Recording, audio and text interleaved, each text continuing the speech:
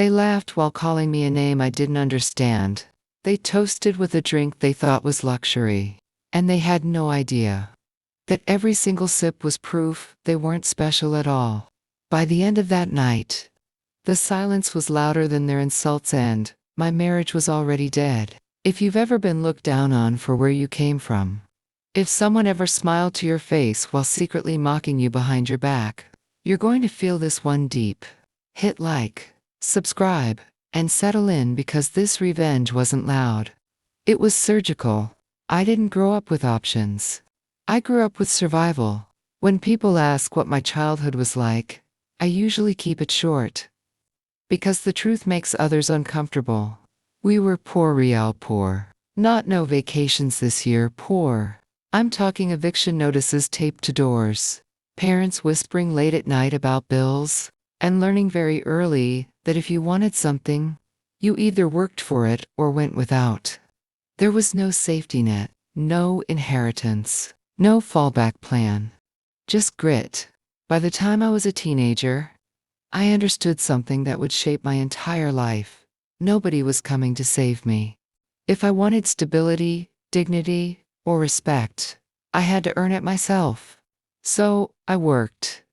Constantly. School during the day, shifts at night, and a quiet promise to myself that one day I'd build a life where I never had to beg or explain my worth again. That promise is what led me to a restaurant in my early 20s. One of those upscale places where the plates are small, the prices are insulting, and the clientele never looks at the server unless something's wrong. I wore the uniform, memorized the wine list, smiled on command, and treated every shift like a stepping stone. It wasn't my dream job. It was my ladder. That's where I met him. He walked in like someone who had never once worried about money. Confident, relaxed, expensive watch, perfect posture. The kind of man who doesn't check prices because he doesn't need to. He was dining with friends, laughing loudly, completely at home in a world I was still trying to earn access to. I was his server that night. He flirted subtly at first, held eye contact a second longer than necessary, smiled when I spoke, asked questions like he actually cared about the answers. When he asked for my number at the end of the night, I hesitated. Men like him didn't usually want women like me, but he was charming in a way that felt genuine, not predatory. I said yes. We texted. Then we went on dates. Real ones. Dinners, walks, conversations that stretched for hours. He talked about traveling Europe like it was normal. About private schools and family businesses. I talked about working my way through life. About resilience. About wanting something better.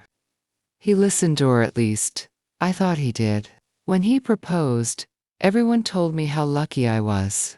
He came from money, old money, the kind that doesn't announce itself but expects obedience. His family lived in Europe, owned property, ran businesses, and moved through the world like it belonged to them.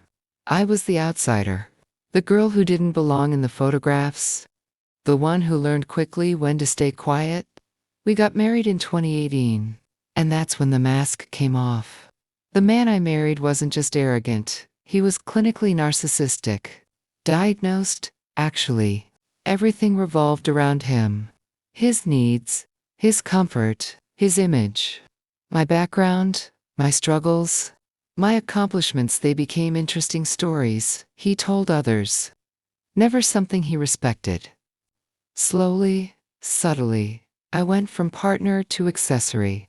The first time I realized something was wrong, I brushed it off. The second time, I blamed stress. The third time, I started questioning myself. That's how it works. Narcissists don't punch you in the face, they erode you quietly, one comment at a time. Then came the visit. His sister and her boyfriend were flying in, and this would be my first time meeting them. I was nervous, but hopeful. I wanted them to like me. I wanted to feel like I belonged somewhere in his world. I cleaned the house obsessively, Planned meals. Rehearsed conversations in my head, like job interviews. We picked them up from the airport. The moment we met, his sister looked me up and down, fast, efficient, dismissive. Then her face lit up with excitement. "Oh my God," she said, laughing. "She's totally Jordan's." Her boyfriend laughed instantly. My husband chuckled too. I froze for half a second. "What's Jordan's?" My husband waved it off casually. "It just means you've got great style." I smiled, thanked her, felt relief wash over me. A nickname meant acceptance, right? A sign that they liked me. For the rest of the visit, they called me Jordans, constantly.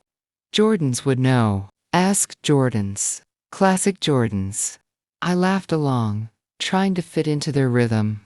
Telling myself I was over. I wasn't.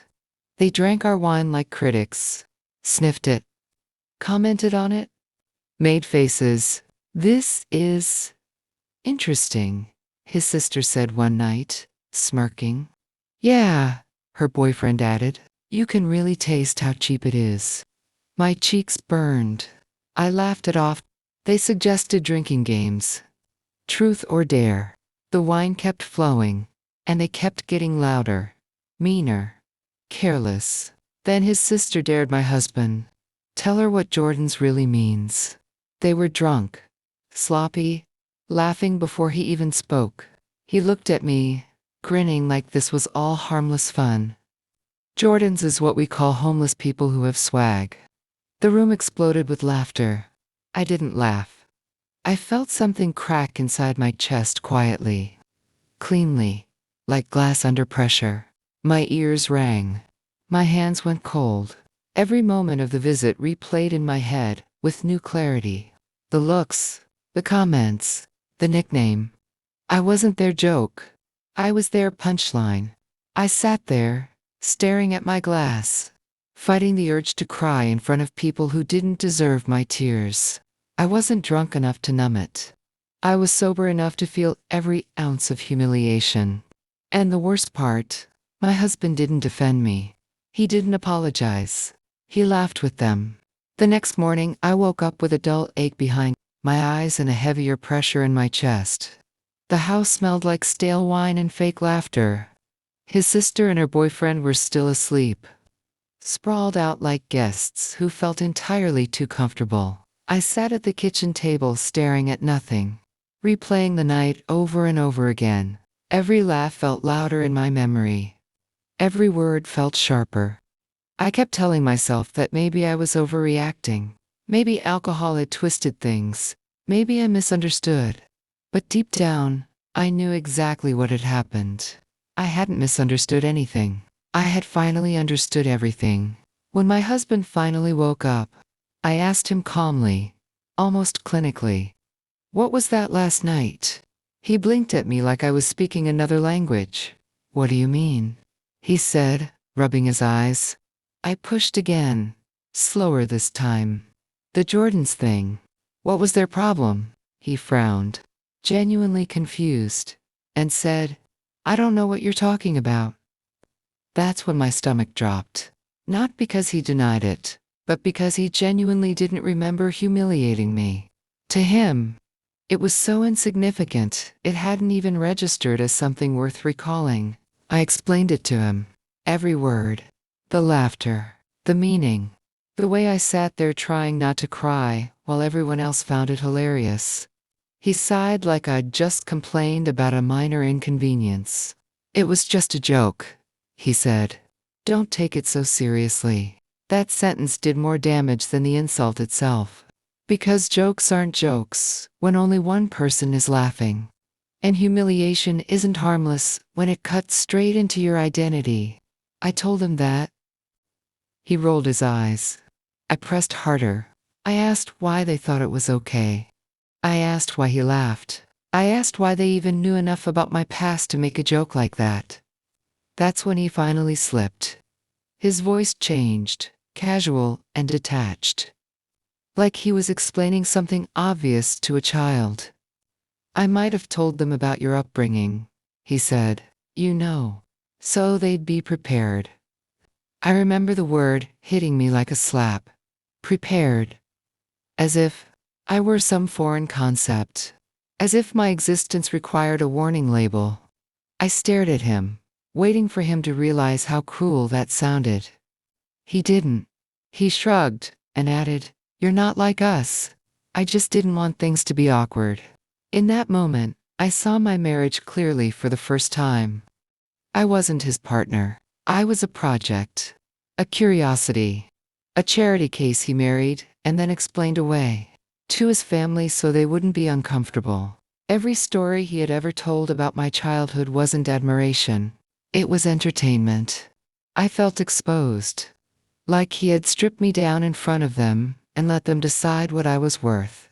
I didn't scream. I didn't cry. I went numb. That kind of numb where your body goes quiet but your mind starts making decisions. For the next few days, I avoided everyone. I made excuses. I worked extra shifts. I stayed busy on purpose, because silence would have broken me. His sister and her boyfriend acted normal, like nothing had happened. Like they hadn't laughed at me while calling me a stylish homeless person. They made comments about food, wine, money, culture. Always just subtle enough to deny cruelty if called out. And my husband, he acted annoyed, like I was ruining the visit by being distant. Not once did he apologize. Not once did he defend me. That's when I stopped trying to explain myself. That's when something inside me hardened. The night before they were supposed to leave, there was a plan. My husband had bought an expensive bottle of tequila. One of those bottles people brag about. $200. The kind of alcohol that comes with a story and an ego. We were supposed to drink it together as a farewell celebration. That morning, his sister suggested a hike. I declined, smiling politely. I said I wasn't feeling well. They left without a second thought. The house went quiet. And for the first time all week, I was alone. That's when the anger finally found direction. I stood in the kitchen staring at that bottle of tequila, feeling the weight of every insult, every laugh, every dismissive comment. Then I laughed. Not a happy laugh. A calm one. A dangerous one. I grabbed my phone, hit record, and set it on the counter. Slowly, deliberately, I poured the expensive tequila down the sink and replaced it with Sosa Gold. Cheap, ordinary, nothing special. I filmed every second. Then I poured myself a glass of the real stuff I had set aside and sat down. In that video, I talked about growing up with nothing, about learning loyalty, love, and resilience instead of entitlement. About how my family had each other even when we didn't have money. I talked about how being poor taught me empathy, strength, and humility. And then I talked about them. About how disgusting it was to look down on people for circumstances they didn't choose. About how I would rather be Jordans than whatever empty, soulless thing they had become. I drank.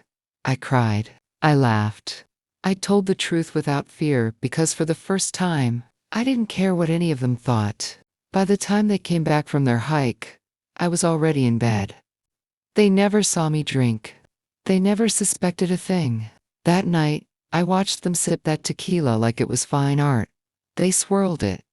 They commented on how smooth it was, how delicate, how you could really taste the quality.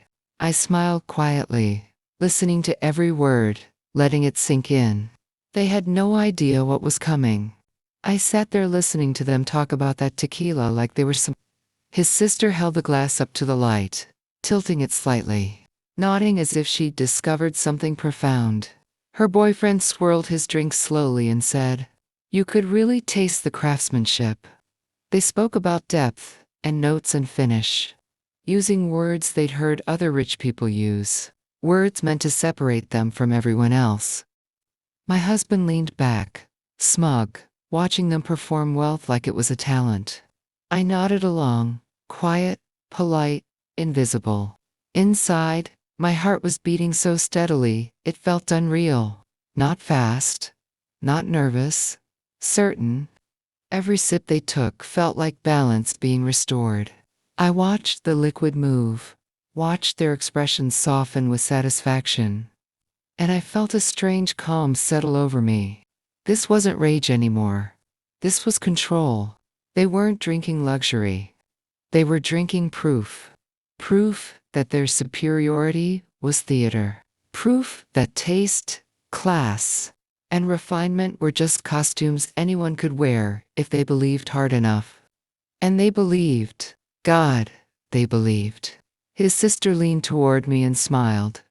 "You picked a really good bottle," she said, as if offering approval. I thanked her quietly. The words tasted sweet in my mouth.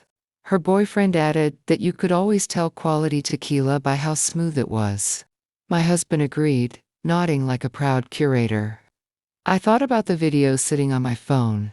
I thought about every second of it. The pouring, the honesty, the truth they'd never listen to unless it embarrassed them. I decided then, I wouldn't rush this. Revenge doesn't need speed. It needs timing.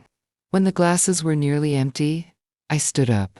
The chair scraped softly against the floor, and for a moment they all stopped talking.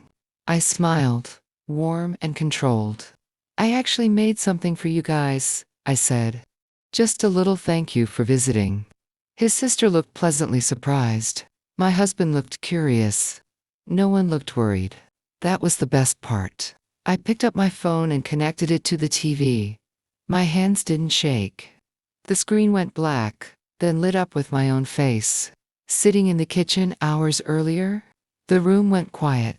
At first, they laughed, confused, like it was a home video. Then they listened. They heard me talk about being poor, about pride, about family, about resilience. They heard me call them out without using their names. They watched me pour the tequila down the sink, slowly, deliberately. They saw the bottle label. They saw the replacement. They understood. The silence that followed wasn't awkward. It was heavy, thick, like the air itself was embarrassed for them. His sister's face drained of color. Her boyfriend stared at the screen like it had personally betrayed him. My husband looked at me like he was seeing me for the first time.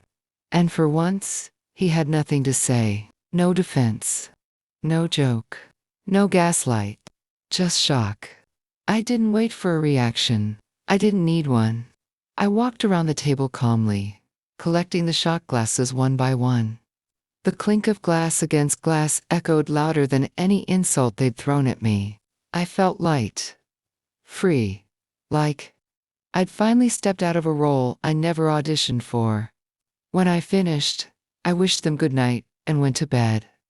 I slept better than I had in months. I woke up to shouting. My husband stood over me, furious, his face twisted with embarrassment and rage. He said his sister was crying, that she felt humiliated, that I'd gone too far. I looked at him, really looked at him, and felt nothing.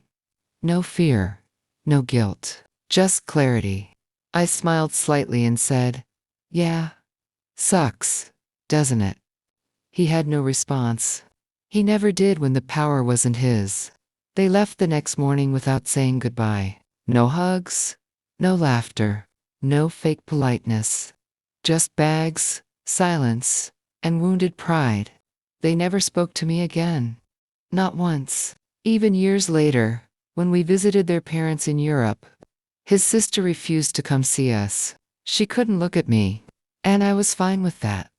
Because by then, the marriage was already over. The house felt different after they left. Not quieter, like something rotten had finally been dragged out into the light and removed. But the smell still lingered. My husband avoided my eyes for days. When he did speak, it was clipped, irritated, defensive. He wasn't angry that his sister had mocked me. He was angry that I had embarrassed him. That detail mattered. It told me everything I needed to know about where I ranked in his world. He kept framing it as a mistake, a misunderstanding, something I should have handled more gracefully. He said people like his sister weren't used to being challenged, that they came from a different culture, that I should have been more understanding. Every explanation circled back to the same message. My pain was inconvenient. My reaction was the problem. Their cruelty was just how they were. And the more he spoke, the more I realized he wasn't choosing his family over me. He'd never chosen me at all. Weeks passed, and the incident became a ghost we didn't talk about, but tripped over constantly. Any disagreement somehow traced back to that night. He resented me for exposing them. I resented him for exposing me. The love I thought we had didn't vanish suddenly. It eroded slowly, quietly, like sand slipping through fingers you didn't realize were open. I stopped confiding in him, stopped explaining myself, stopped trying to be understood by someone who benefited from misunderstanding me. When we eventually visited his parents in Europe, the divide became impossible to ignore. His sister refused to come. No excuses. No explanations. Just absence. It was almost funny how powerful silence could be when wielded by people who were used to being untouchable. His parents were polite, distant, careful. I wasn't family to them. I was the woman who broke the illusion, the one who reminded them that money couldn't buy taste, class, or decency. And yet, something inside me felt lighter. I no longer bent myself into shapes to fit their expectations. I didn't soften my words. I didn't laugh at jokes that weren't funny. For the first time in my marriage, I wasn't performing. I was just existing. That freedom came at a cost, but it was a cost I was finally willing to pay. The final collapse didn't come with screaming or slammed doors. It came with indifference. One day I realized I didn't care if he understood me anymore. I didn't care if he changed. I didn't care if he apologized. The person I needed validation from was gone because I had given it to myself. When we finally said the word divorce out loud, it felt less like a loss and more like a release. He was shocked by how calm I was. He thought I'd beg, explain, fight. But I was done fighting for a seat at a table, where I was always the joke. I packed my things methodically. I left without drama, without tears, without regret, because the truth was simple. The night they laughed at me was the night I stopped loving him. I didn't leave broken, I left awake. People like to think revenge is about destruction, about screaming, exposing, burning bridges. But the truth is, the most powerful revenge doesn't leave ashes, it leaves clarity. What I did that night wasn't just about tequila or humiliation. It was about reclaiming something they never had the right to take from me. My dignity. For the first time since I'd married into that world, I didn't shrink. I didn't explain. I didn't apologize for surviving a life they could never handle for a single day. After the divorce, the silence from his family remained permanent. No messages, no apologies, no accountability. And honestly, that silence felt like confirmation. People who truly believe they're superior can't stand mirrors. They don't rage when exposed. They retreat. They rewrite the story in rooms you'll never enter again. And that's fine. I didn't need closure from them. I had already taken back the narrative. What stayed with me wasn't anger. It was understanding. I finally understood that wealth doesn't make people refined. It just makes them louder when they're wrong. That night proved something I had always suspected but never seen so clearly. Their world ran on illusion, on labels, prices, and performance. They didn't actually know quality. They just recognized cost. And when that illusion shattered, even briefly, it broke something in them that couldn't be repaired. I went back to my life after the marriage ended. Back to working. Back to building. Back to choosing myself without guilt. And the funny thing was, the more distance I put between myself and that family, the more at peace I became. I stopped replaying conversations in my head. Stopped wondering what I could have said differently. Stopped feeling small.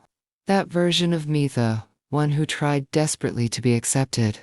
Felt like someone I'd outgrown. Sometimes people ask if I regret it. If I regret embarrassing them. If I regret being petty. I don't. Not even a little. Because what they experienced, for one night, was a fraction of what they tried to make me feel permanently. They laughed at my past. I exposed her present. Fair trade. And the difference is, I walked away stronger. They walked away wounded.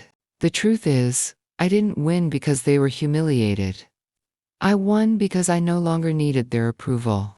I won because I learned that class is how you treat people when no one's impressed. And anyone who mocks someone for surviving poverty has already lost something far more valuable than money. They've lost their humanity.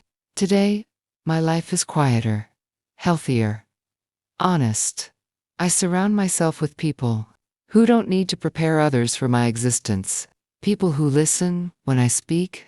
People who understand that where you come from doesn't determine your worth. How you treat others does.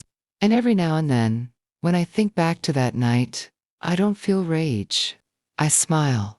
Because for once, the underdog didn't stay quiet.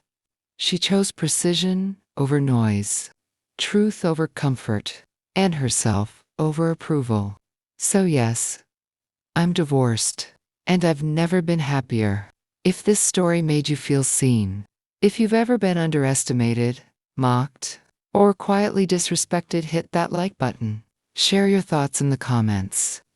Tell us, what's the most satisfying revenge you've ever witnessed? And don't forget to subscribe for more real stories where karma doesn't rush, but it always arrives.